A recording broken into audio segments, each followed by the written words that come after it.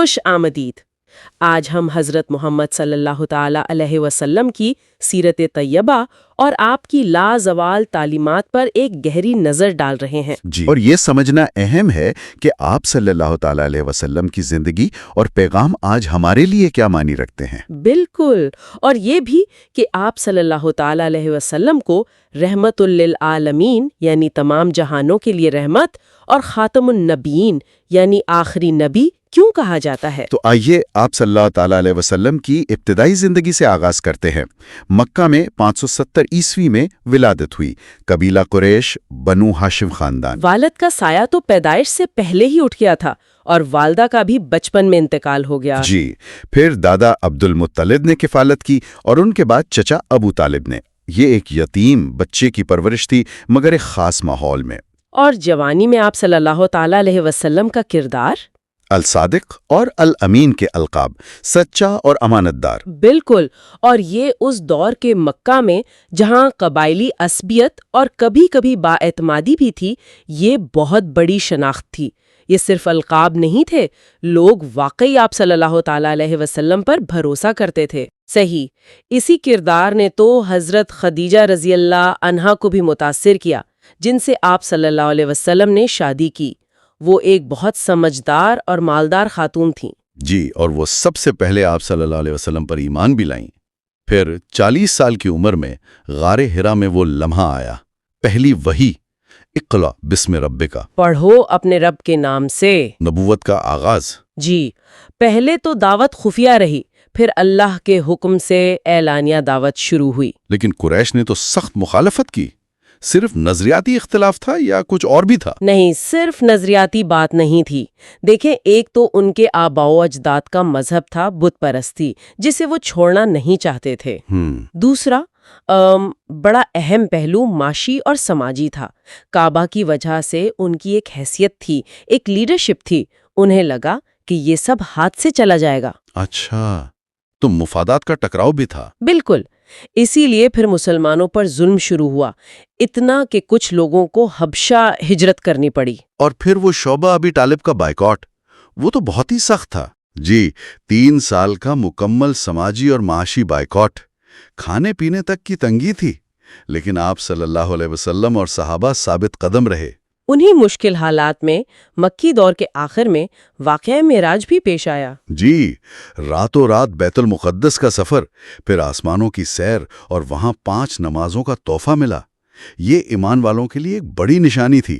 تو مکہ میں 13 سال کی جدوجہد کے بعد آخرکار ہجرت کا حکم آیا؟ جی، 622 عیسوی میں یثرب کی طرف ہجرت، جسے آج ہم مدینہ کہتے ہیں۔ یہ اسلامی تاریخ کا ایک ٹرننگ پوائنٹ تھا۔ ہجری کیلنڈر یہیں سے شروع ہوتا ہے۔ مدینہ پہنچ کر تو آپ صلی اللہ علیہ وسلم نے ایک بالکل نئے معاشرے کی بنیاد رکھی، مواخات کا نظام قائم کیا، مہاجرین اور انصار میں بھائی چارہ۔ جی، یہ ایک بے مثال قدم تھا، معاشی اور سماجی طور پر ایک دوسرے کو سہارا دینے کا نظام۔ اور میثاق مدینہ کا بھی ذکر ملتا ہے۔ ہاں، وہ تو ایک باقاعدہ معاہدہ تھا، ریاست مدینہ کے تمام باشندوں کے درمیان، مسلمان، یہودی، دوسرے قبائل، سب کے حقوق اور ذمہ داریاں طے کی گئی۔ ایک طرح سے یہ پہلی اسلامی ریاست کا آئین تھا۔ پھر کچھ غزوات یعنی جنگیں پیش آئیں، جیسے بدر، احد، خندق۔ یہ زیادہ تر دفاعی تھی، اپنی ریاست کو بچانے کے لیے۔ اور پھر صلح حدیبیہ، وہ معاہدہ جو بظاہر مسلمانوں کے حق میں نہیں لگتا تھا۔ ہاں، بظاہر شرائط سخت تھیں، لیکن اللہ نے اسے قرآن میں فتح مبین یعنی کھلی فتح کہا، اور آگے چل کر یہ واقعی ایک بڑی کامیابی ثابت ہوا۔ اور اسی معاہدے کی خلاف ورزی پر پھر فتح مکہ ہوئی۔ جی، 8 ہجری میں، اور یہ فتح بھی عجیب تھی، بغیر لڑائی کے، بغیر خون خرابے کے۔ اور سب سے بڑی بات، آپ صلی اللہ علیہ وآلہ وسلم نے اپنے بدترین دشمنوں کو معاف کر دیا، عمومی معافی کا اعلان۔ یہ واقعی غیر معمولی تھا۔ عفو و درگزر کی وہ مثال قائم کی جس کی نظیر ملنا مشکل ہے۔ فتح مکہ کے بعد تو اسلام تیزی سے پھیلا ہوگا۔ جی بالکل، پورے عرب میں۔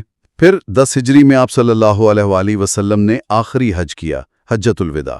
اور عرفات کے میدان میں وہ تاریخی خطبہ دیا، اس کے اہم نکات کیا تھے؟ اس خطبے میں آپ صلی اللہ علیہ وآلہ وسلم نے بنیادی انسانی حقوق کا خلاصہ بیان کر دیا۔ فرمایا کہ ہر انسان کی جان، مال، عزت محترم ہے۔ نسل اور رنگ کی بنیاد پر کوئی فرق نہیں؟ کوئی فرق نہیں۔ فرمایا کہ کسی عربی کو اجمی پر، گورے کو کالے پر کوئی فضیلت نہیں، سوائے تقوی کے۔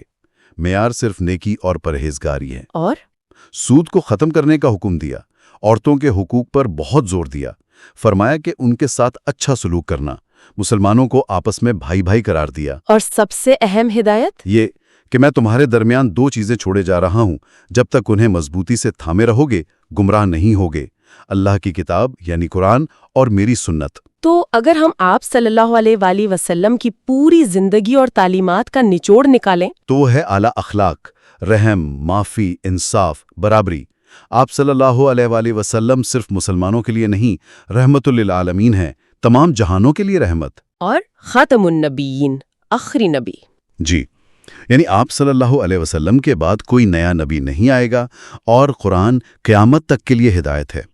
آپ صلی اللہ علیہ وسلم کی زندگی سادگی، دوسروں کے حقوق کا خیال رکھنے اور علم حاصل کرنے کی ترغیب سے بھری ہوئی ہے۔ بلا شبہ آپ صلی اللہ علیہ وسلم کی سیرت صرف تاریخ کا حصہ نہیں، یہ آج بھی ہمارے لیے ایک مکمل ضابطۂ حیات ہے، ایک عملی نمونہ ہے، ایک بہتر معاشرے کی بنیاد۔ جی بالکل۔ اور آخر میں ایک سوال سوچنے کے لیے چھوڑ جاتے ہیں۔